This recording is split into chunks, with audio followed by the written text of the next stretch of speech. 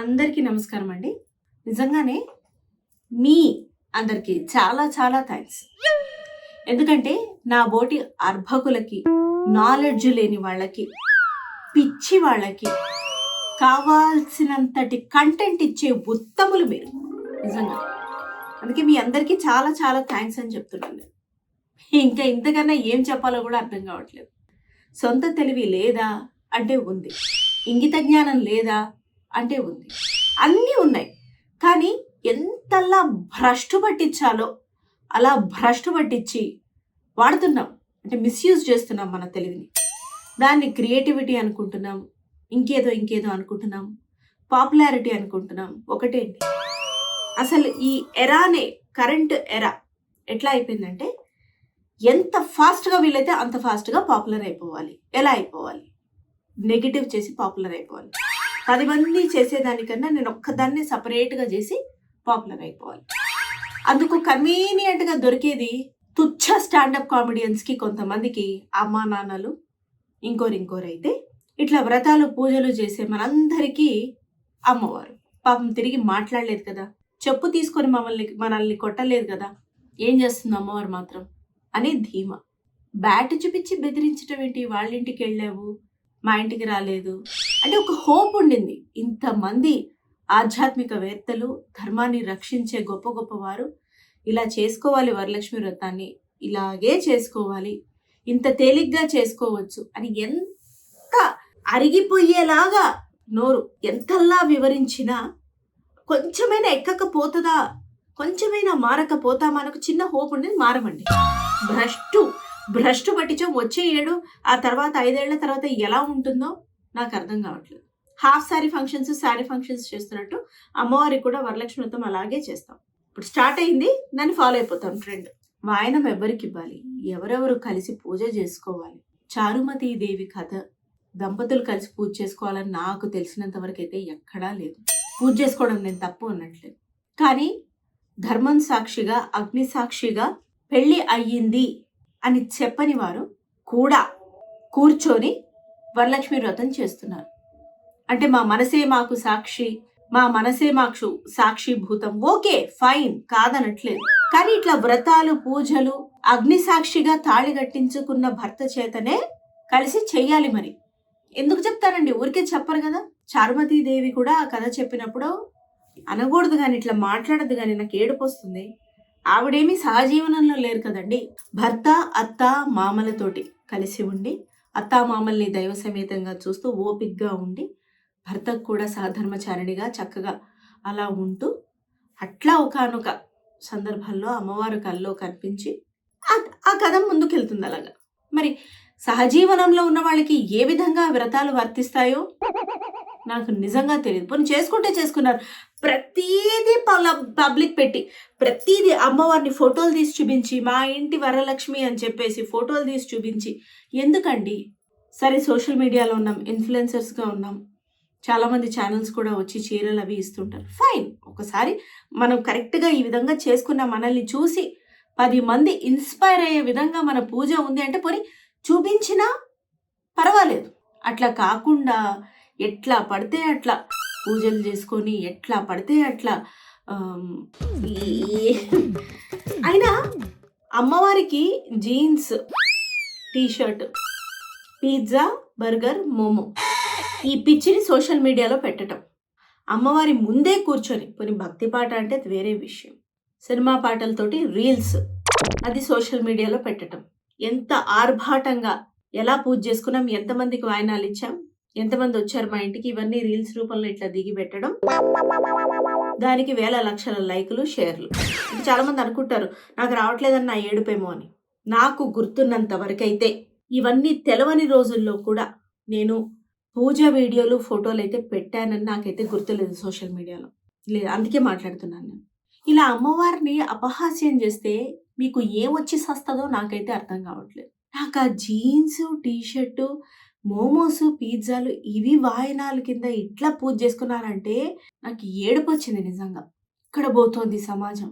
ఇట్లాంటి పరిస్థితుల్లో మన ధర్మాన్ని, మన ఉనికిని మనం మర్చిపోయి ఇంత దిగజారుడు స్థితిలో ఉన్నామని అనిపిస్తుంది.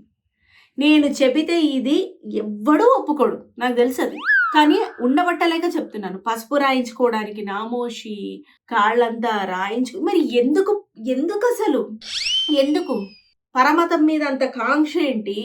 మన ధర్మం మీద అంత చిన్న చూపేంటి? ఇంకా పక్కన వాడు నిన్ను ఎక్స్‌ప్లాయిట్ చేయడానికి అన్ని రీజన్స్ నువ్వు వాడికి చేతికిచ్చేసి అర్థమే అవ్వట్లేదు నాకు. మరి నాకు ఓపిక లేదా? పక్కన వాళ్ళకి చాలా ఓపిక ఉందా? నాకు అర్థం అవ్వట్లేదు. మరి నాకు ఓపిక లేదేమో, లేజీ ఏమో నేను. ఒక 2, 3 నైవేద్యాలు పూర్ణబూరం చేయలేదండి. 2, 3 నైవేద్యాలు చేసి కలశం పెట్టి పూజ చేసుకోవడానికి నాకు మధ్యాహ్నం 12:30, 1 గంట అయిపోయింది. ఎందుకంటే వరలక్ష్మి వ్రతం రోజు పిల్లలకు కూడా చాలా స్కూల్స్ హాలిడే ఉంటుంది కాబట్టి. ఎవ్వరు ఏ డిస్టర్బెన్స్ లేకుండా ఒక సైలెన్స్‌లో పూజ, నైవేద్యాలు, వంటలు అయిపోయే స్పీడ్. మరీ ముఖ్యంగా ఇంట్లో పిల్లలున్నప్పుడు ఇది రోజువారీ కాదు. ఓకే. నువ్వు గారెలు రోజు వేసుకోవు, బూరెలు రోజు వేసుకోవు, పులిహార రోజు కలపవు, పాయసం రోజు చెయ్యవు, కలశం రోజు పెట్టవు. కలశం పెట్టుకోవాలంటే పీట పెట్టుకొని దాని మీద పసుపు రాసి, ముగ్గు వేసి, బియ్యం పోసి ఇవి రోజు చెయ్యం మనం. ఆ అలవాటు అనేదే వేరుంటుంది నాకు తెలిసినంత వరకు. నేను ఇన్ఎఫిషియంట్ ఏమో కావచ్చు. ఇంతింత తయారయ్యి, ఇంతింత ఆర్భాటంగా షోకేస్ చేసి, అంటే మంచో చెడో మనల్ని చాలామంది ఫాలో అవుతూ ఉంటారు. చాలామంది ఎస్పెషల్లీ సోషల్ మీడియాలో వచ్చి మాట్లాడుతున్నప్పుడు ఒక 1000 వ్యూసో, 20,000 వ్యూసో, 30,000 వ్యూసో, 1,00,000 వ్యూసో వస్తున్నప్పుడు చాలామంది ఫాలో అవుతుంటారు. అందులో ఒక 10 మందైనా అట్రాక్ట్ అవ్వరా? ఈ విధంగా మనము పూజ చేసుకుందాము, ఉత్త కలశం పెడితే బాలేదు, అమ్మవారి రూపు పెడదాము, చేతులు పెడదాం, కాలు పెడదాం. నేను ఒకప్పుడు అమ్మవారిని అట్లా కూర్చోపెట్టిన దాన్ని ఎక్కడో ఇన్స్పైర్ అయ్యి తెలుసా మీకు? నా మనసుకి నాకే అనిపించింది పూజ అయిపోయిన తర్వాత అట్లా పక్కన పెట్టేస్తున్నాం, ఒక బొమ్మగా మనం చూస్తున్నాం కానీ అమ్మవారిగా కాదు, ఇది తప్పు అని నాకే అనిపించి నేను ఆ పద్ధతి ఫాలో అవ్వడం మానేశాను తెలుసా. ఎప్పుడు అమ్మవారిని అలా కూర్చోపెట్టుకునేదాన్ని. అట్లా చేసినప్పుడు నైవేద్యం పెట్టాలి, ఖచ్చితంగా దీపారాధన చేసి మహా నైవేద్యం పెట్టి ఆ తర్వాత వంట చేయాలి. మనకు అవ్వదు కదా, అలాంటప్పుడు ఆవిడని ఎందుకు ఇబ్బంది పెట్టడం అని నేను పక్కన పెట్టేశాను. కాదని విగ్రహాలను కూడా ఎక్కువ పెంచుకునే ప్రయత్నం చేయట్లేదు, పటాలకే పూజ చేసుకుంటున్నాను.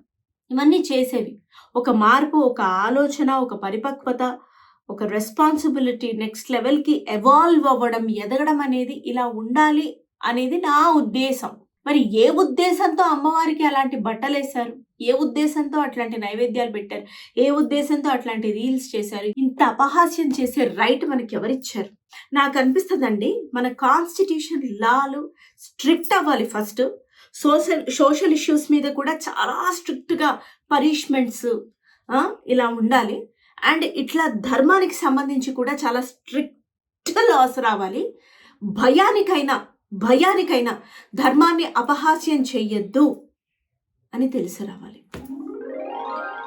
నిజంగానే social media has to reframe. Terms and conditions కానివ్వండి, అన్నీ రిఫ్రేమ్ అవ్వాలి. లేకపోతే చాలా చాలా కష్టమని నా ఫీలింగ్. నువ్వు మోడర్న్గా ఉండు, ట్రెడిషనల్గా ఉండు, సహజీవనంలో ఉండు, పెళ్లి చేసుకో, నీ ఇష్టం బాస్, నేను కాదనట్లే.